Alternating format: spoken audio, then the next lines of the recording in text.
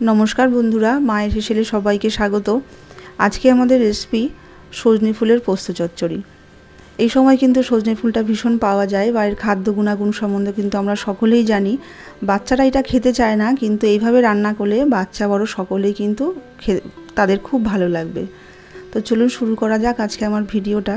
প্রথমে আমি একটু উষ্ণ গরম জলের মধ্যে এই ফুলগুলোকে ভিজিয়ে রাখবো। এখানে আমার 200-250 মতন ফুল আছে। ফুলটা ভেজানো থাক, আমি কড়াইটা একটু গরম করে 2 চামচ সর্ষের তেল দিয়ে দিলাম। আমি এটা সর্ষের তেলেই রান্না করব।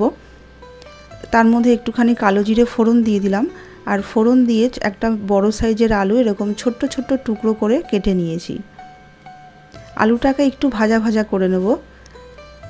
সামান্য একটু হলুদ দিয়ে দেব, সামান্য একটু নুন দেব।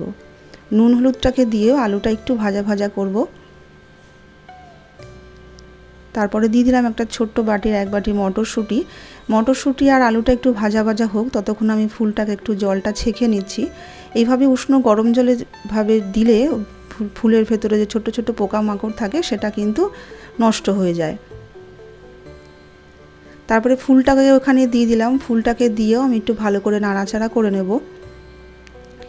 এখানে কিন্তু খুব বেশি মশলা লাগে না, শুধু একটু পোস্ত বাটা আর একটু কাঁচা লঙ্কা দিয়ে রান্না করা হয়। এটা কোনো নতুন রান্না নয়, এটা একটা সাবেকি রান্না।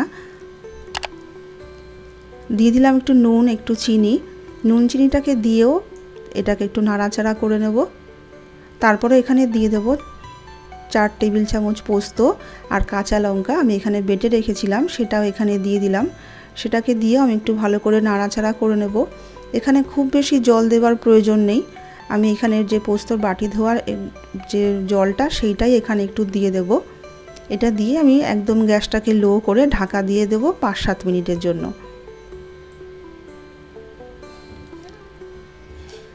5-7 মিনিট হয়ে গেছে, দেখুন। এবার আমি একটু চেক করে নেব আমার আলুটা সেদ্ধ হয়েছে কিনা। আলুটা দেখুন আমার সেদ্ধ হয়ে গেছে। যদি নুন মিষ্টির প্রয়োজন হয় তাহলে কিন্তু এই সময় দিয়ে দিতে হবে। আমার রান্নাটা কিন্তু পুরো কমপ্লিট হয়েই গেছে। আমি ওপরে একটু কাঁচা সর্ষের তেল আর 2টো কাঁচা লঙ্কা দিয়ে একটু ঢাকা দিয়ে রেখে দেব। গ্যাসটাকে অফ করে দেব। গ্যাসটাকে অফ করে দিয়ে আমি এটা 5 মিনিট স্ট্যান্ডিং টাইমে রেখে তারপরে সার্ভ করে দেব। তো বন্ধুরা, আজকে রেসিপিটা কেমন লাগলো? যদি ভালো লেগে থাকে একটা লাইক করে দেবেন, আর প্লিজ আমার চ্যানেলটাকে সাবস্ক্রাইব করবেন। তাহলে দেখা হবে আবার অন্য কোনো ভিডিও নিয়ে। নমস্কার।